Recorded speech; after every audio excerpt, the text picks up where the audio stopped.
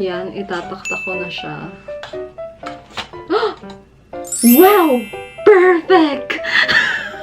So, if you're new here, I do beauty vlogs related to makeup, skincare, I do food and mukbang videos, and lifestyle videos. So, if you're interested in one of those videos, then please hit the subscribe button and also the bell button beside it, so you will be notified every time I post a new video. Hey guys, it's Mitch and welcome back to my channel. So, for today's video, I will be trying out Mr. Bean's cake from the cartoon version. So, yung naghanap kasi ako ng video sa YouTube, wala akong makita ng tutorial about this Mr. Bean's cake. So, I thought na gumawa ng tutorial na to, and while I'm trying it, para makahelp din sa mga gusto din matry itong recipe na to, I saw this recipe sa Twitter. So, lalagay ko na lang yung ingredients sa description box. So, if you guys are interested, then please keep on watching.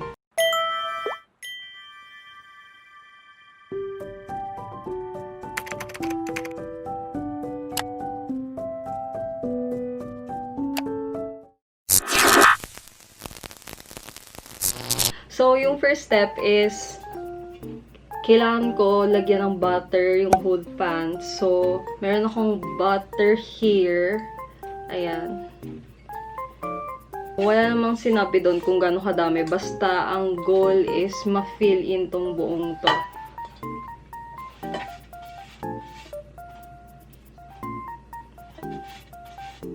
Medyo mahirap.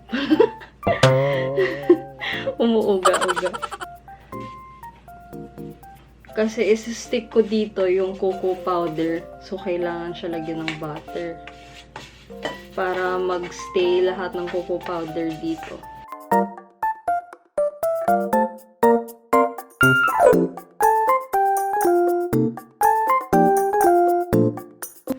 So, na-cover ko na siya lahat. So, next is cocoa powder. Ay!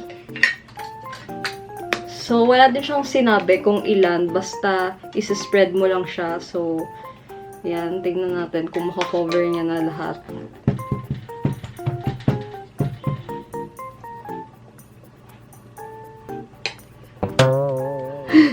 Wala siyang balls. Nagbuo-buo. Ay, sa sides para malagyan din onti yung sides. Kasi meron siyang buo-buo na part and parang sobra hindi na siya nagsistick kasi na-fill in niya na yung ibang sides. So, ganito na yung itsura niya. So, na-fill in ko na yung whole pan. So, ganyan gagawin nyo. Kayo na bahala kung gaano kalaki yung pan nyo. Pero, ito yung pan na pinili ko.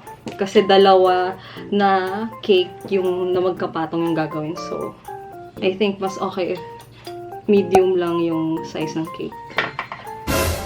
Next step naman is, kailangan natin ng flour. So, lalagay ko siya dito kasi imimix ko siya. So, yan, flour.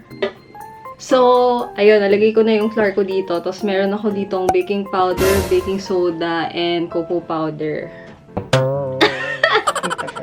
Lalagay ko din siya dito. So, lahat ng dry ingredients muna. Tapos, after that, meron tayong brown sugar and meron din tayong white na sugar. Kasi, nagkulang tayo ng onte sa brown sugar. So, kung ano na lang meron dito sa bahay, naglagay ako ng substitute ng white sugar. So, ganyan. So, lalagay ko siya dito lahat. And then, buttermilk. Lalagyan natin siya ng wet ingredients. So, yung sa buttermilk, ang substitute nito, kasi wala akong makitang buttermilk sa supermarket. So, ang substitute niya is milk and vinegar or di kaya milk and lemon. So, lalagay ko na siya dito.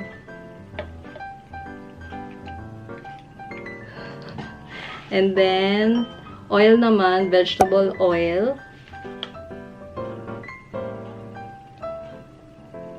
Yan. And then, yogurt. So, plain yogurt. 5 tablespoon nito. So, yan, para sakto. So, kahit anong brand naman ng yogurt, kung anong choice nyo. So, 5 tablespoon oat milk. 1 nilaglag. Baka parang sakto lang siguro to. Buo siguro nito.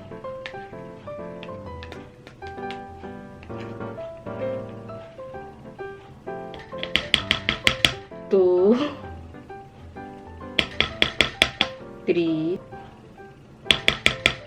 4, 5, 2. Ayan, finally. And then next naman guys is maglalagay ako ng egg. Kailangan natin ng 2 eggs. 1. Aray ko. 2. Okay, so next naman is maglalagay ako ng coffee. Maglalagay ako ng vanilla. Meron tayong vanilla dito. So, yung sa vanilla is 1 teaspoon nito.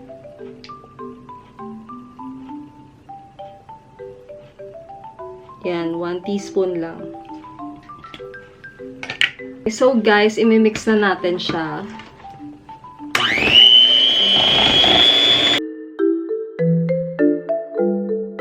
A few moments later. So, guys, kanina, hindi pa pala halo masyado. So, yun, wag nyo yun gagawin. So, dapat i-check nyo na mabuti. Dapat nahalo siya. Wala na siyang buo-buo or powder. So, lalagay ko na siya dito. Since dalawa nga yung gagawin ko ng cake. So, dapat matansyan nyo na ano sila, half-half sila. So, yun yung gagawin ko. So, wait. Half na ba to? Oh no. Ano natin? So, kailangan nyo siya i-tap para walang bubbles. Hindi ko alam kung masyado ba itong... Dagdagan ko pa ba? So, tinatap ko siya.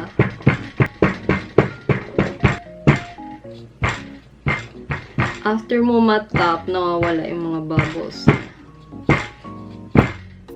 So, okay na to. Then, lalagay ko siya sa oven. Ganun din yung gagawin ko dito sa natira. Kasi nga, dalawang cake siya. Kasi, mag-aano pa yan. Pag in-oven mo siya, like, kakapal pa to.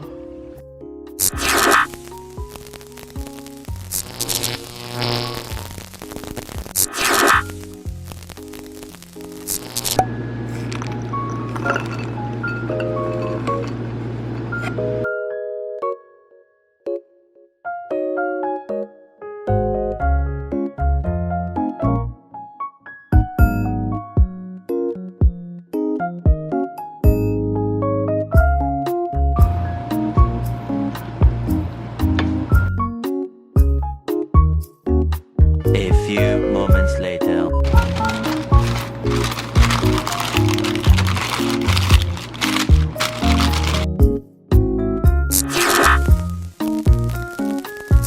So guys, habang inaantay ko ma-bake yung cake, we need naman is white chocolate and then dark chocolate. So ayan, may white and dark na chocolate ako here. I-heat mo lang siya sa microwave for 1 minute. Basta kailangan mo siya matunaw.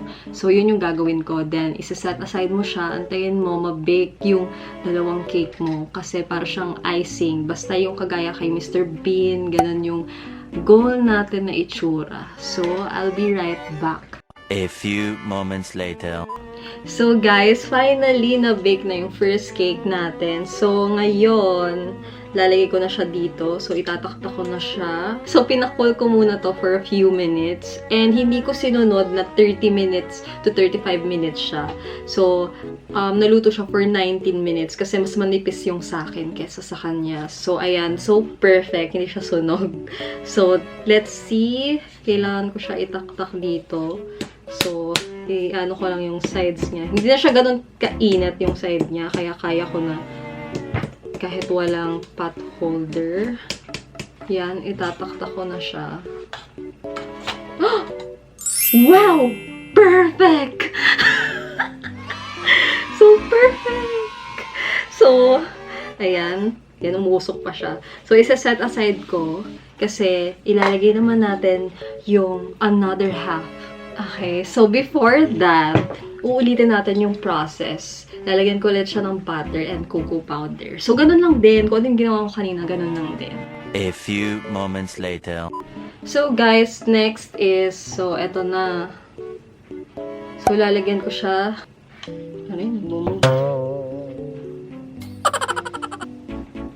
So, yan. Isa-spread ko lang siya. So, milk chocolate yung ginamit ko. Kaya, hindi siya ganun ka-dark.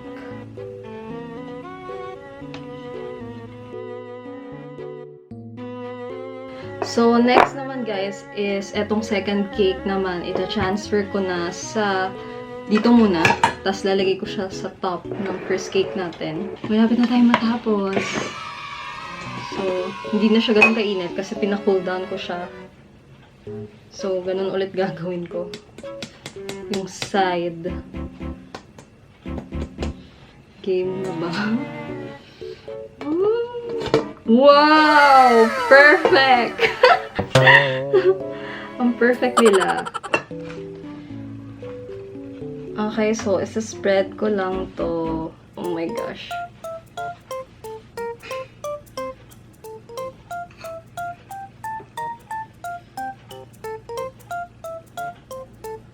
So, ganito lang yung gagawin ko hanggang maging smooth siya. A few moments later. So, lalagyan na natin yung sa gitna. Kasi yun yung ginawa niya doon. So, isa-spread ko.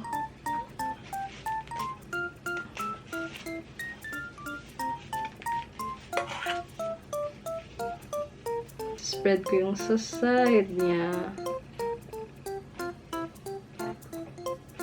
So, medyo scary yung part na to. I'm not sure kung mako-cover ko lahat. Kasi mas malaki yung cake ko compare sa kanya. Sa kanya kasi maliit. Mas maliit. Eh, ito lang yung mold ng cake na available. So, isa-spread ko lang siya. Medyo mahirap siya.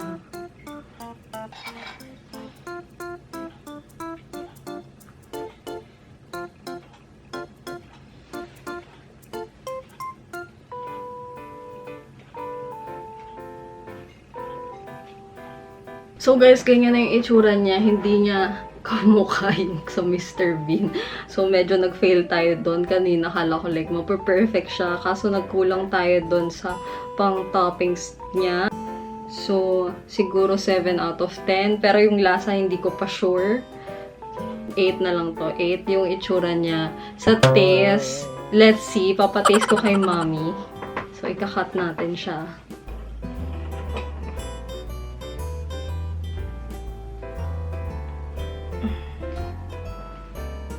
So guys, titikman ko muna tapos papatikim ko kay mommy.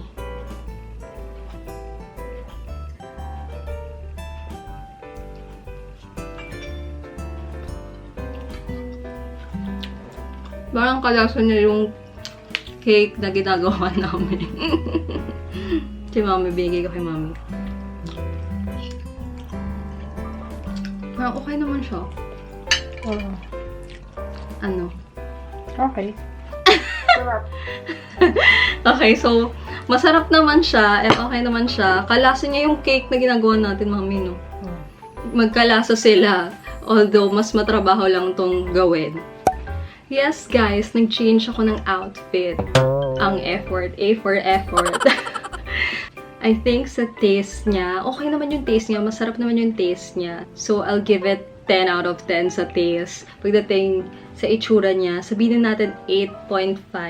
Because, syempre, pinaghirapan ko din to. And, hindi lang kasi kami pares ng size ng cake. And also, yun sa pang-top niya lang talaga, medyo nagkulang sa cake ko. So, yun yung tingin ko naging difference. Pero, overall, masarap siya. And I think it's worth it to try. So, ayun lang guys. And, I hope nag-enjoy kayo sa video na to. And if you have any suggestions, just comment it down below. Or you can message my social media accounts. So, ayun, if you're not yet following my Instagram account, please do follow kasi mas nag-update ako dun. So that's it guys. Thank you so much for watching this video. And if you like this video, please click the like button. And if you don't like this video, just share it with your friends. Malay mo, naghahanap sila ng recipe kung paano gumawa ng Mr. Bean's cake. So ayun lang guys. I hope you enjoyed this video. And don't forget to subscribe to my channel and click the bell button beside it so you will be notified every time I post a new video. So that's it guys, and I will see you on my next one. Bye! Mwah.